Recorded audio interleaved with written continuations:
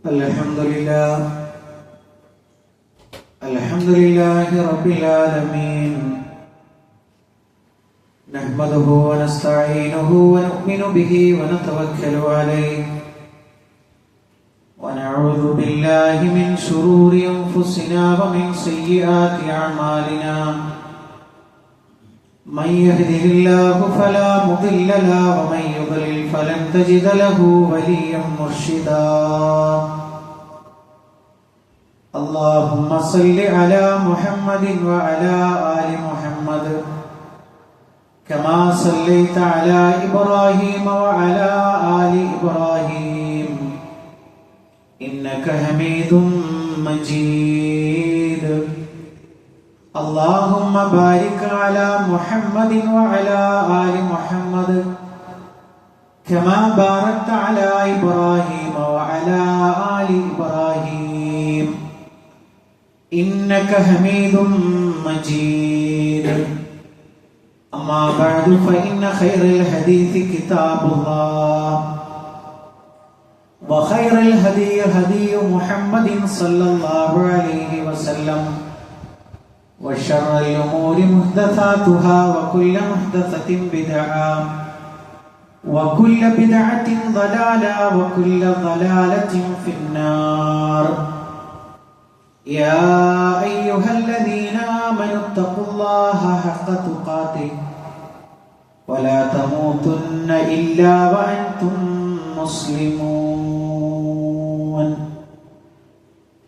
സ്നേഹമുള്ള സത്യവിശ്വാസികളെ വിശ്വാസിനികളെ ലോകരക്ഷിതാവും പ്രപഞ്ചങ്ങളുടെ പരിപാലകനുമായ അല്ലാഹുവിന്റെ ആജ്ഞകളും നിർദ്ദേശങ്ങളും ജീവിതത്തിന്റെ എല്ലാ മേഖലകളിലും പാലിക്കണമെന്ന് ഉണർത്തുകയാണ്, ഓർമ്മപ്പെടുത്തുകയാണ്. റഹ്മാനായ റബ്ബ് നമ്മുടെ ഈ കൂടിച്ചേരൽ ഉഖ്റവിയായ ലോകത്ത് വേറെ നന്മകൾ ലഭിക്കുന്ന അമലുകളിൽ ഉൾപ്പെടുത്തി അനുഗ്രഹിക്കുമാറാകട്ടെ. പ്രിയപ്പെട്ട സത്യവിശ്വാസികളെ, പ്രവാചകന്മാർ അവരുടെ മക്കൾക്ക് വേണ്ടി നടത്തിയിട്ടുള്ള പ്രാർത്ഥനകളെ കുറിച്ചാണ് ഇൻഷാ അല്ലാഹ് വിശദീകരിക്കാൻ വേണ്ടി ഉദ്ദേശിക്കുന്നത്. റഹ്മാനായ റബ്ബ് അവന്റെ ദീൻ യഥാവിധി കേൾക്കുകയും അത് പഠിക്കുകയും ചെയ്യുന്ന മുഅ്മിനീങ്ങളിൽ മുത്തഖീങ്ങളിൽ നമ്മളെ എല്ലാവരെയും ഉൾപ്പെടുത്തി അനുഗ്രഹിക്കുമാറാകട്ടെ. പ്രിയപ്പെട്ട സത്യവിശ്വാസികളെ, അള്ളാഹു അവന്റെ ദീന് അത് പ്രചരിപ്പിക്കാൻ വേണ്ടി തെരഞ്ഞെടുത്ത ആളുകളാണ് നബിമാർ എന്ന് പറയുന്നവർ. അത് വളരെ ഭംഗിയായി ഉത്തരവാദിത്വത്തോടു കൂടി വളരെ കൃത്യമായി ദീൻ ദുനിയാവിൽ പ്രചരിപ്പിച്ച ആളുകളാണ് അമ്പിയാക്കൾ, അതേപോലെ തന്നെ മുർസലീൻ. മാത്രമല്ല, അള്ളാഹുവിന്റെ നിയമം അത് എങ്ങനെ ജീവിതത്തിൽ പകർത്തി ഒരു ഉത്തമ മുഅ്മിനായി ഒരു വിശ്വാസിയായി ജീവിക്കാൻ സാധിക്കും എന്നുള്ളത് ജനങ്ങൾക്കിടയിൽ അവർ കൃത്യമായി കാണിച്ചു കൊടുത്തു.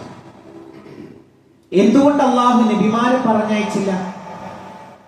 നമ്മൾ നാളെ റബ്ബിന്റെ അടുക്കൽ പോയിട്ട് ന്യായം പറയും, അള്ളാഹുവേ, ഭക്ഷണം വേണ്ടാത്ത മലക്കുകളോട്, അതേപോലെ തന്നെ കാലാകാലം നീ എന്താണോ കൽപ്പിച്ചത് അത് ചെയ്യാൻ മാത്രം അറിയുന്ന ഒരു മലക്കിനെ ഞങ്ങൾക്കിടയിൽ പറഞ്ഞയച്ചിട്ട് ഞങ്ങൾ എന്ത് ചെയ്യാനാണ്?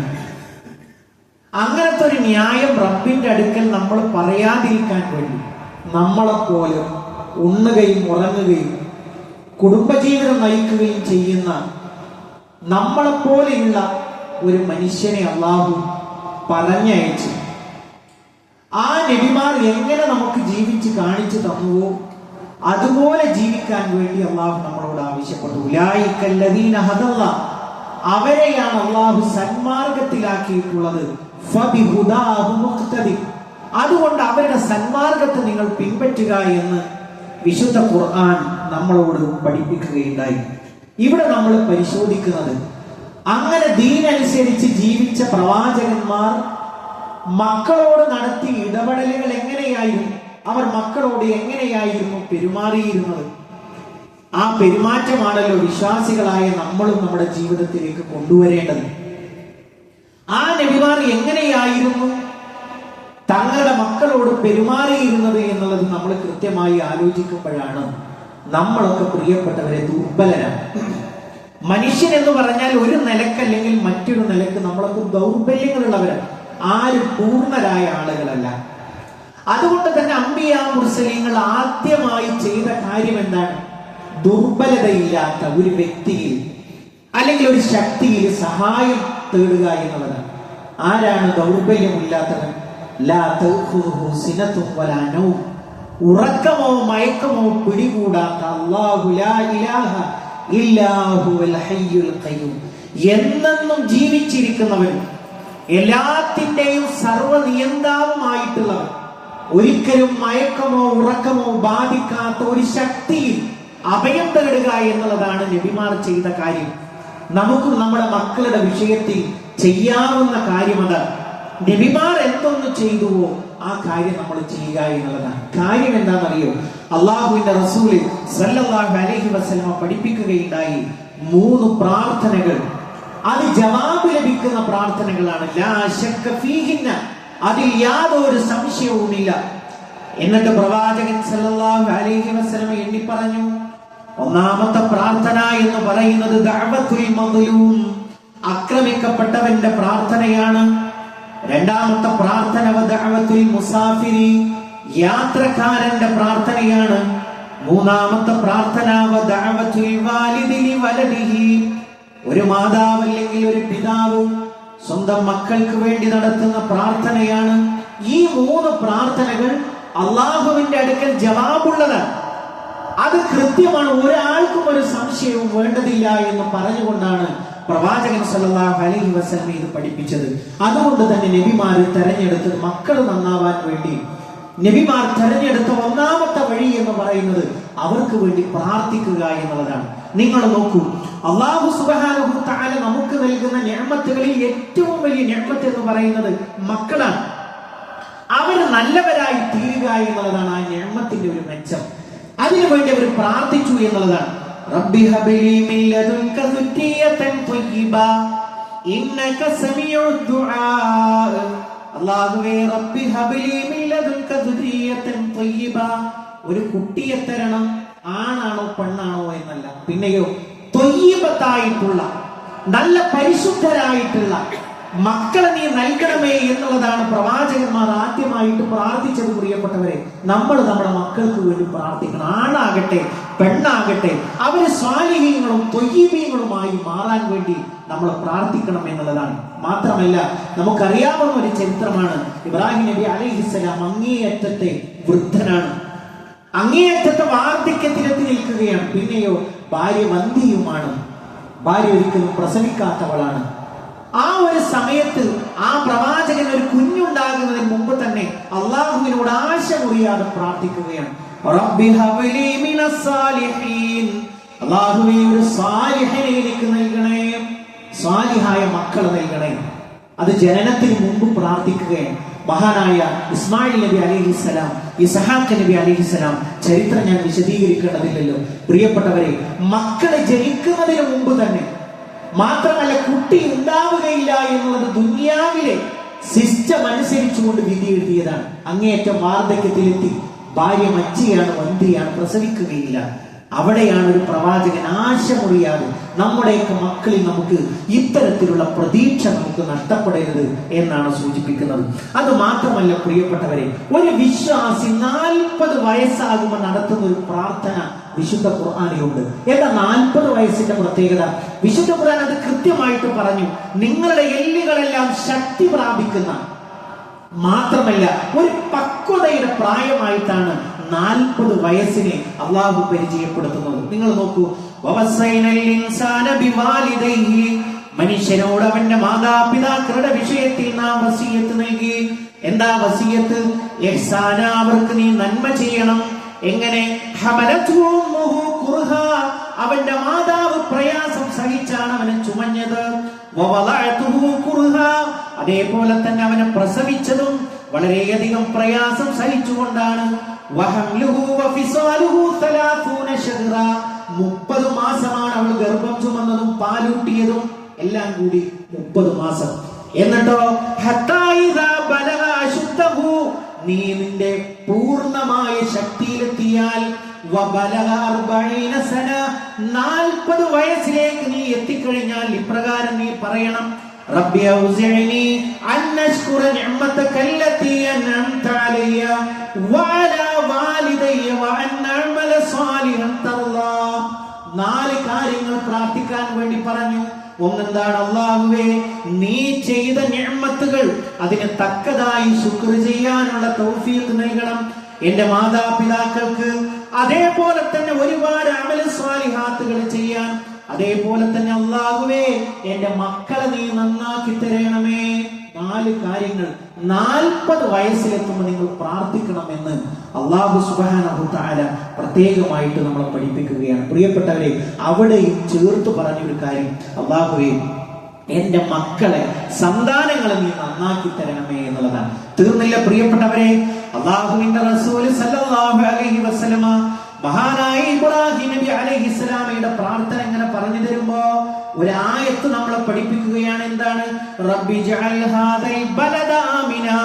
അല്ലാഹുവേ, ഈ നാടിനെ നീ നിർഭയത്വമുള്ളതാക്കണേ. നമുക്കറിയാം, മക്ക എന്ന് പറയുന്ന നാടിനെ നിർഭയത്വമുള്ളതാക്കി തീരാൻ വേണ്ടി ഇബ്രാഹിം നബി അലൈഹിസ്സലാം പ്രാർത്ഥിക്കുകയാണ്. തീർന്നില്ല. വജുനുബുനി വബനിയ നഅബുദൽ അസ്നാം. അല്ലാഹുവേ, എന്നെയും എന്റെ മക്കളെയും വിഗ്രഹങ്ങൾ ആരാധിക്കുന്നതിൽ നിന്ന് നീ മാറ്റി നിർത്തണമേ, അകറ്റി നിർത്തണമേ. ഒരുപാട് ദുരിതം അനുഭവിച്ച ഒരു പ്രവാചകനാണ് ഇബ്രാഹിം നബി അലൈഹിസ്സലാം. സ്വന്തം നാട് വിടുന്നത് ഏത് കാരണത്താലാണ്? ആ നാട്ടിൽ അല്ലാഹനെ മാത്രം ആരാധിച്ചുകൊണ്ട് ജീവിക്കാനുള്ള ഒരു സാഹചര്യമില്ല പ്രിയപ്പെട്ടവരെ. അതിൽ മനം കൊണ്ടുകൊണ്ടാണ് ആ നാട് വിടുന്നത്. ആ നാട് വിട്ടുകൊണ്ട് മക്ക എന്ന് പറയുന്ന ആ ഒരു നാട്ടിലേക്ക് സ്വന്തം കുടുംബത്തെ പറിച്ചു നടന്നതും ആ ഒരു വിശ്വാസത്തിന്റെ സംരക്ഷണത്തിന് വേണ്ടിയിട്ടാണ്. എന്നിട്ട് ആ മഹാൻ പ്രാർത്ഥിക്കുകയാണ്, റബ്ബി ഇന്നഹുന്ന അളലന കസീറൻ മിനന്നാസ്. അല്ലാഹുവേ, എത്ര ജനങ്ങളെയാണ് വിഗ്രഹാരാധന തകർത്ത് കളയുന്നത്. എത്ര മനുഷ്യന്മാരാണ് അതിൽ പെട്ടുകിടക്കുന്നത്. വിഗ്രഹങ്ങൾ ആരാധിച്ചുകൊണ്ട് ജീവിതം പാഴായി പോകുന്ന എത്ര ആളുകളാണ്. എന്നിട്ട് മഹാനവറുകൾ ദുആ തുടരുകയാണ്, ഫമൻ തബിഅനി ഫഇന്നഹു മിന്നി. എന്നെ ആര് പിന്തുടർന്നുവോ അവൻ എന്റെ കൂടെയുള്ളവനാണ്. വമൻ അസാനി, ആരെന്നെ ധിക്കരിച്ചുവോ ഫഇന്നക ഗഫൂറുർ റഹീം. നീയാണ് ഏറ്റവും പൊറുക്കുന്നവനും കരുണാനിധിയും. നമുക്കറിയാം, പ്രവാചകൻ സല്ലല്ലാഹു അലൈഹി വസല്ലം വരുമ്പോ കഅബാലയത്തിന്റെ ഉള്ളിൽ ആരുടെ വിഗ്രഹം ഉണ്ടായിരുന്നു? ഇബ്രാഹിം നബി അലൈഹിസ്സലാമയുടെ വിഗ്രഹം ഉണ്ടായിരുന്നു. ഇസ്മായിൽ നബി അലൈഹിസ്സലാമയുടെ വിഗ്രഹം ഉണ്ടായിരുന്നു. നല്ല കാര്യം തുടങ്ങുമ്പോ, കച്ചവടം ആരംഭിക്കുമ്പോ, യാത്ര പോകുമ്പോ കഅബാലയത്തിന്റെ ഉള്ളിൽ പോയിട്ട് ഇവരോട് അനുവാദം ചോദിക്കും. എന്തെങ്കിലും നന്മ കിട്ടിയാൽ ഇവരുടെ പേരിൽ നേർച്ച നേരും. എന്നിട്ട് അവര് മേരി പറയും, ഞങ്ങൾ ഇബ്രാഹിമി മില്ലത്തിലാണ്. അല്ലാഹു സുബ്ഹാനഹു തആല അത് തിരുത്തി കൊടുക്കുകയാണ്. ഒരിക്കലും നിങ്ങൾ ഇബ്രാഹിമി മില്ലത്തിലല്ല. കാര്യം എന്താണ്? ഇബ്രാഹിം നബി അലൈഹിസ്സലാം ദുആ ചെയ്തത് എന്താണ്?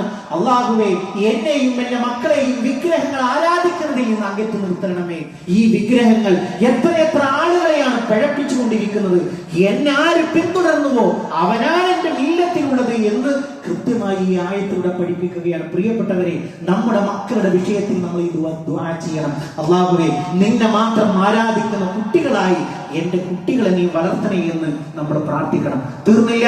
ഒരു പ്രവാചകന്റെ ദുആ, റബ്ബി ജഅൽനി മുഖീമസ് സ്വലാത്തി വമിൻ ദുർരിയതി റബ്ബനാ വതഖബ്ബൽ ദുആ. എന്താണ് ആ നബി പ്രാർത്ഥിക്കുന്നത്? റബ്ബി ജഅൽനി, അല്ലാഹുവേ, എന്നെ നീ മാറ്റണമേ, മുഖീമസ് സ്വലാത്തി, നിസ്കാരം നിലനിർത്തുന്നവനാക്കണമേ, വമിൻ ദുർരിയതി, എന്നെ മാത്രമല്ല റബ്ബേ, എന്റെ മക്കളെയും നിസ്കാരം നിലനിർത്തുന്നവരാക്കി നീ മാറ്റണമേ. നമ്മൾ ഇതുവരെ പ്രാർത്ഥിച്ചിട്ടുണ്ടോ? എത്ര മക്കളുണ്ട് നമുക്ക്? ആ മക്കളെ പേരെടുത്തുകൊണ്ട് നമ്മൾ പറയണം റബ്ബിനോട്, അല്ലാഹുവേ, എന്നെ നിസ്കാരം നിലനിർത്തുന്നവരാക്കണം. ബാങ്ക് കേട്ടാൽ പള്ളിയിലേക്ക് പോകുക, അത് നമ്മുടെ ഒരു ശിആറാണ്.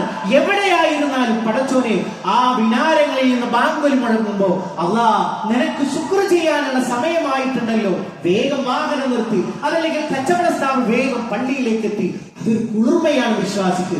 ഇതുപോലെ അല്ലാഹുവേ, എന്റെ മക്കളെയും നീ മാറ്റണമേ എന്ന് ആ നബി പ്രാർത്ഥിക്കുകയാണ്. തീർന്നില്ല പ്രിയപ്പെട്ടവരെ. അല്ലാഹു സുബ്ഹാനഹു തആല ഒരു നബിയുടെ പ്രാർത്ഥന പഠിപ്പിച്ചിട്ട് പറയാണ്. ആ നബി പ്രാർത്ഥിക്കുകയാണ്, അല്ലാഹുവേ, അറിവുള്ള മക്കളെ നൽകണേ, ദീനിൽ അറിവുള്ള മക്കളെ നൽകണേ എന്ന് ആ പ്രവാചകൻ പ്രാർത്ഥിക്കുകയാണ്. പറയുകയാണ്, ഞാൻ വിശദീകരിക്കുന്നില്ല, വളരെ ദീർഘമായ ഒരു ആയത്താണ്. ഒരു നബി നിന്നുകൊണ്ട് പ്രാർത്ഥിക്കുകയാണ്, പടച്ചോനെ ദീനിൽ അവഗാഹമുള്ള മക്കളാക്കി മാറ്റണേ. നമ്മൾ പ്രാർത്ഥിച്ചിട്ടില്ലേ, ഡോക്ടർ ആവാൻ, എഞ്ചിനീയർ ആവാൻ, അതേപോലെ തന്നെ പലതിനും നമ്മൾ പ്രാർത്ഥിച്ചിട്ടുണ്ട്. പക്ഷേ പ്രിയപ്പെട്ടവരെ, അവരുടെ ദീനിനു വേണ്ടി നമ്മൾ പ്രാർത്ഥിച്ചിട്ടുണ്ടോ എന്നുള്ളത് വളരെ ഗൗരവത്തോടു കൂടി നമ്മൾ ആലോചിക്കേണ്ടുന്ന ഒരു കാര്യമുണ്ട്. പിന്നെയോ നമുക്കെല്ലാവർക്കും അറിയാവുന്ന ഒരു പ്രാർത്ഥന, വല്ലദീന യഖൂലൂന, അവർ ഇപ്രകാരം പ്രാർത്ഥിക്കുന്നവരാണ് അല്ലാഹുവിന് മഹബ്ബത്തുള്ള അവന്റെ വിശ്വാസികളെ കുറിച്ച് പറയുമ്പോ ഒരുപാട് നന്മകൾ ചെയ്യുന്ന അല്ലാഹു എടുത്തെടുത്ത് പറഞ്ഞപ്പോ അവരുടെ ഒരു പ്രാർത്ഥനയെ, വിശ്വാസിയുടെ ഒരു പ്രാർത്ഥനയെ പരിചയപ്പെടുത്തുകയാണ്. അല്ലാഹുവിനോട് അവർ ഇങ്ങനെ ദുആ ചെയ്യും, റബ്ബനാ ഹബ് ലനാ മിൻ അസ്വാജിനാ, അല്ലാഹുവേ ഞങ്ങളുടെ ഇണകളിൽ ഞങ്ങൾക്ക് പ്രദാനം ചെയ്യണേ, വദുരിയാത്തിനാ, ഞങ്ങളുടെ മക്കളിലും ഞങ്ങൾക്ക് നീ പ്രദാനം ചെയ്യണേ. എന്ത് പ്രദാനം ചെയ്യണം? ഖുർറത അഅ്യുൻ, അല്ലാഹുവേ അവരെ കാണുമ്പോ, എന്റെ ഭാര്യയെ കാണുമ്പോ, എന്റെ ഭർത്താവിനെ കാണുമ്പോ, എന്റെ മക്കളെ കാണുമ്പോ എനിക്ക് അറിയാതെ എന്റെ മനസ്സിൽ സന്തോഷം നിറയുക. എത്ര രക്ഷിതാക്കളാണ് അപമാനിതരായി നടക്കുന്നത് മക്കളുടെ വിഷയത്തിൽ. നാട്ടിലേക്ക് ഇറങ്ങാൻ കഴിയുന്നില്ല. അവളെ കുറിച്ച്, അവനെ കുറിച്ച്, പ്രിയപ്പെട്ടവരെ, എന്ത് ദുരിതമാണ്. പോലീസ് സ്റ്റേഷനുകൾക്ക് മുമ്പിൽ, നാട്ടുകാരുടെ മുമ്പിൽ നാണം കെട്ട് നിൽക്കുന്ന എത്ര രക്ഷിതാക്കളുടെ ചിത്രമുണ്ട്. നമ്മൾ ദുആ ചെയ്തിട്ടുണ്ടോ ഇങ്ങനെ? റബ്ബേ, ഈ ഒരു പ്രാർത്ഥന, രക്ഷിതാവിന്റെ പ്രാർത്ഥനക്കും റബ്ബിനും ഇടയിൽ മറയില്ല എന്നാണ് പ്രവാചകൻ പഠിപ്പിച്ചതെങ്കിൽ നമ്മുടെ മക്കളുടെ വിഷയത്തിൽ നമ്മൾ അമാനത്ത് നിർവഹിച്ചിട്ടുണ്ടോ എന്നുള്ളത് ആലോചിക്കുക പ്രിയപ്പെട്ടവരെ. മാത്രമല്ല, അവർക്ക് നല്ല ഭക്ഷണം കിട്ടാൻ, നല്ല ഉദ്യോഗം കിട്ടാൻ നബിമാര് പ്രാർത്ഥിച്ചു എന്നുള്ളതാണ്. റബ്ബനാ ഇന്നി അസ്കൻതു ബിവാദിൻ, റബ്ബനാ ഇന്നി അസ്കൻതു മിൻ ദുരിയതി, അല്ലാഹുവേ എന്റെ സന്താനങ്ങളെ ഞാനിതാ പാർപ്പിച്ചിരിക്കുകയാണ്. ഹജറ ബീവിയെയും മകൻ ഇസ്മായിലിനെയും മക്ക എന്ന് പറയുന്ന അമർത്തക്കുന്നിലാക്കിക്കൊണ്ട് പ്രവാചകൻ ഇങ്ങനെ തിരിച്ചു പോരുമ്പോ ഭാര്യ പിന്നാലെ വന്നുകൊണ്ട് ചോദിച്ചു, ഓ ഇബ്രാഹിം, അങ്ങ് എങ്ങോട്ടാണ് ഞങ്ങളെ തനിച്ചാക്കി പോകുന്നത്? അങ്ങനെ മിണ്ടുന്നില്ല. പിന്നാലെ നടന്ന് ആവർത്തിച്ച് ചോദിച്ചു. മഹദി ചോദിക്കുകയാണ്, അല്ലാഹുവിന്റെ കൽപ്പനയുണ്ടോ?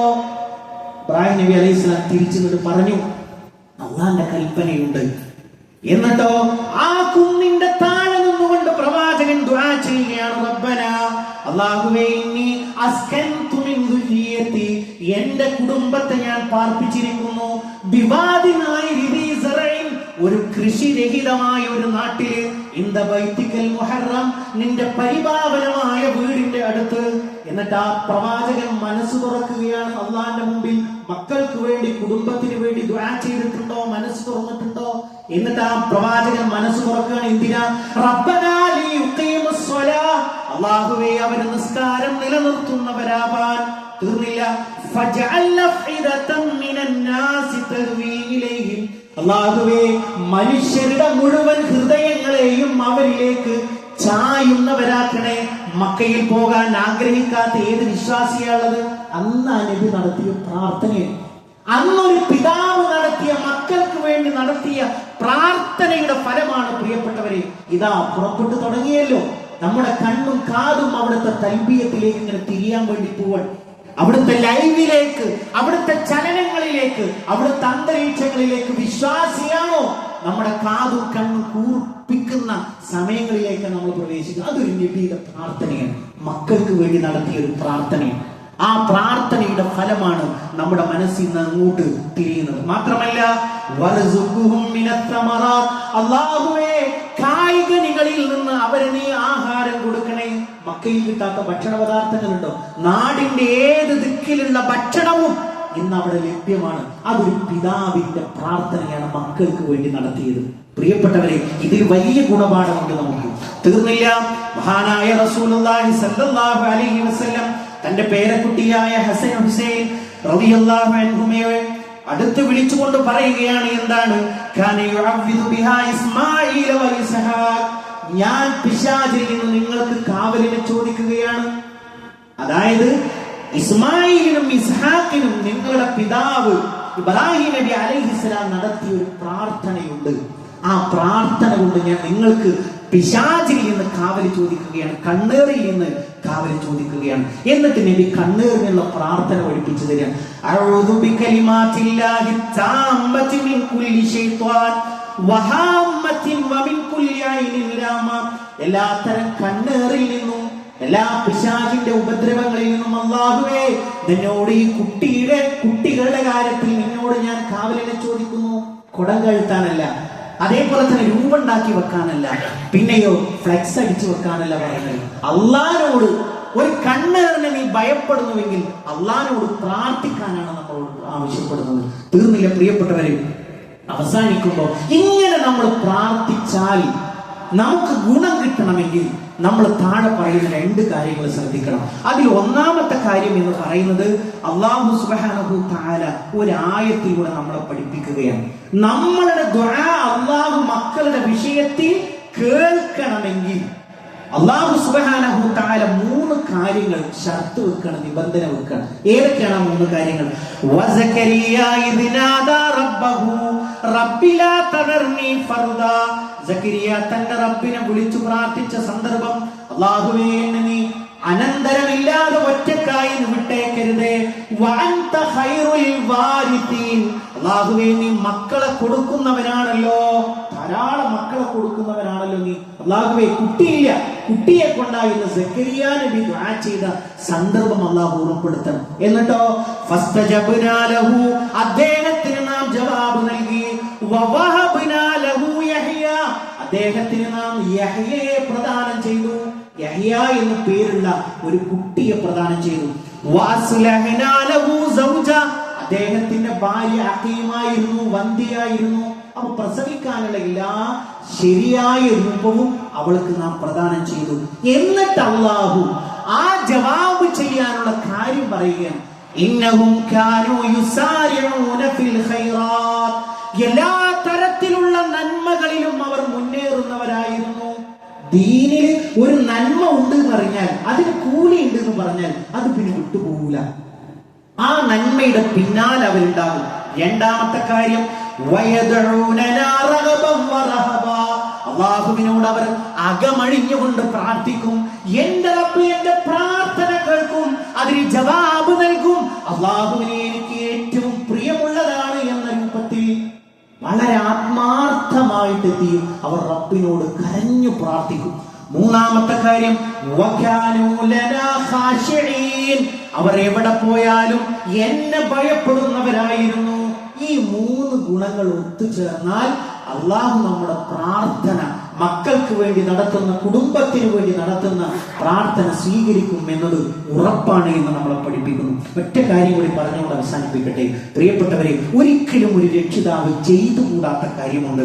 അല്ലാഹുവിന്റെ റസൂല് സല്ലല്ലാഹു അലൈഹി വസല്ലം പഠിപ്പിക്കുകയാണ്, ലാ തദ്ഉ വലാ അൻഫുസികും, നിങ്ങൾ നിങ്ങൾക്കെതിരായി ദുആ ചെയ്യരുത്.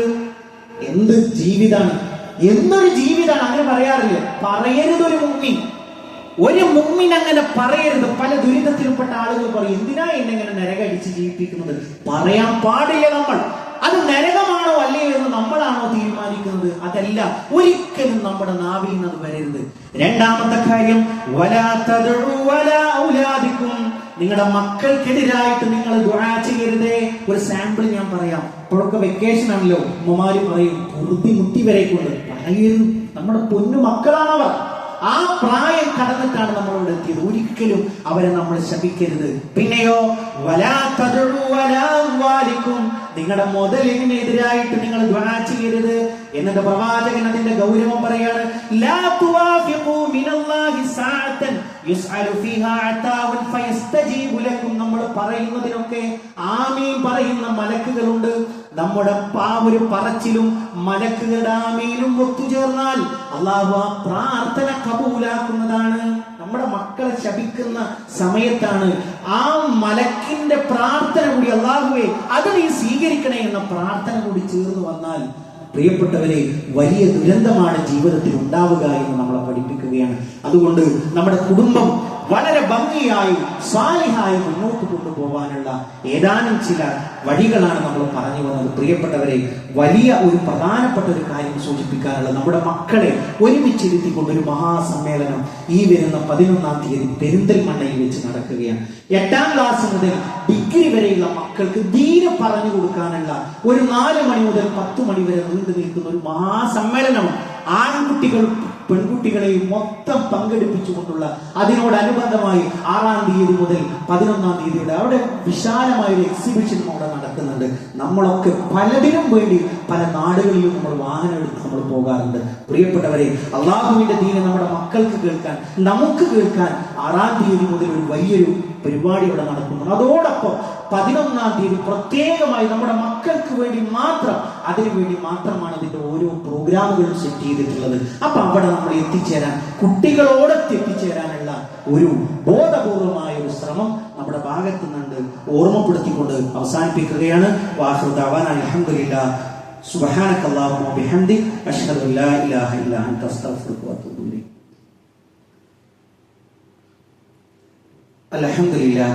അൽഹംദുലില്ലാഹി റബ്ബിൽ ആലമീൻ വസ്സലാത്തു വസ്സലാമു അലാ റസൂലിൽ അമീൻ നബിയിനാ വഹബീബിനാ മുഹമ്മദിൻ സല്ലല്ലാഹു അലൈഹി വസല്ലം വഅലാ ആലിഹി വസഹ്ബിഹി അജ്മഈൻ. അമ്മാ ബഅദ്.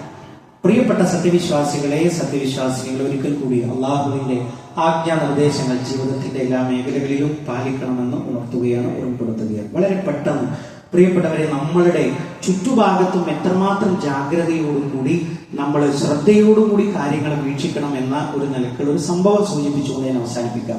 ഈ അടുത്ത് നമ്മുടെ എല്ലാവരും നാടുകൾ കാണാൻ വേണ്ടി തെരഞ്ഞെടുക്കുന്ന ഒരു നാടാണ് കശ്മീർ എന്ന് പറയുന്നത്. അവിടുത്തെ പഹൽഗാമിൽ ഒരു വലിയൊരു ഭീകരാക്രമണം നടന്നു. 10-20 ആളുകൾ അതിൽ കൊല്ലപ്പെട്ടു.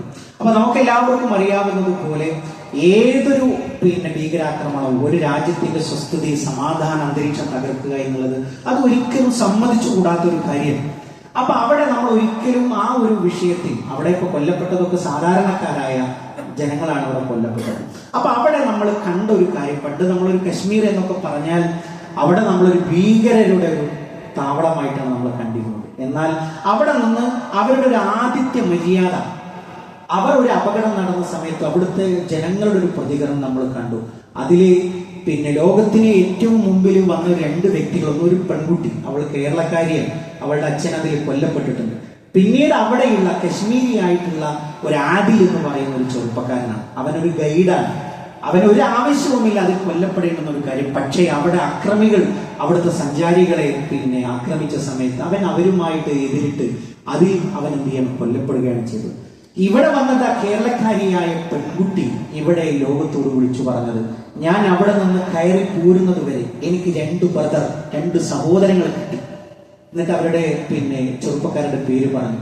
ഞാൻ അവസാനം അവർക്ക് വേണ്ടി പ്രാർത്ഥിച്ചുകൊണ്ടാണ് അവിടെ നിന്ന് കയറി പോകുന്നത്. അള്ളാഹ് നിങ്ങളെ ബ്ലസ് ചെയ്യട്ടെ, അനുഗ്രഹിക്കട്ടെ എന്ന് പറഞ്ഞിട്ടാണ് ഞാൻ അവിടുന്ന് കയറി പോകുന്നത്. ഞങ്ങൾ വിമാനം കയറുന്നത് വരെ ഞങ്ങൾക്ക് വേണ്ടുന്ന എല്ലാ ഒത്താശകളും ചെയ്തത് ആ 2 ചെറുപ്പക്കാരാണുള്ളത്. അപ്പൊ കശ്മീരികളായ ആളുകളെ കുറിച്ച് പുറം ലോകം എങ്ങനെ കാണുന്നു എന്നുള്ളത് തിരുത്തുന്ന, അതായത് അവരൊക്കെ ഒരു ഭീകരാക്രമണത്തിന്റെ ഒരു മെന്റാലിറ്റി ഉള്ള ആളുകളാണ് എന്ന ഒരു തലക്കെട്ട് ഒഴിവാക്കി ലോകത്തോട് വിളിച്ചു പറയുന്ന ഒരു സംഭവമാണ് നമ്മൾ കേട്ടത്. അത് മാത്രമല്ല പ്രിയപ്പെട്ടവരെ, ഈ ഒരു സംഭവവുമായി ബന്ധപ്പെട്ട് നമ്മളൊക്കെ മനസ്സിരുത്തേണ്ടുന്ന ഒരു കാര്യം എന്ന് പറയുന്നത്, ഒന്നാമത് വളരെ ശക്തമായ ഒരു 3 ടയർ സെക്യൂരിറ്റി ഉള്ള ഒരു നാടാണ് ആ സ്ഥലവും ആ ഭാഗവും ഒക്കെ. അതായത് കേന്ദ്രത്തിന്റെയും അവിടുത്തെ സംസ്ഥാനത്തിന്റെയും ആർമിയുടെയും ഒക്കെ ശക്തമായ ഒരു സാന്നിധ്യമുള്ളിടത്താണ് ഇത് ഉണ്ടാവുന്നത്.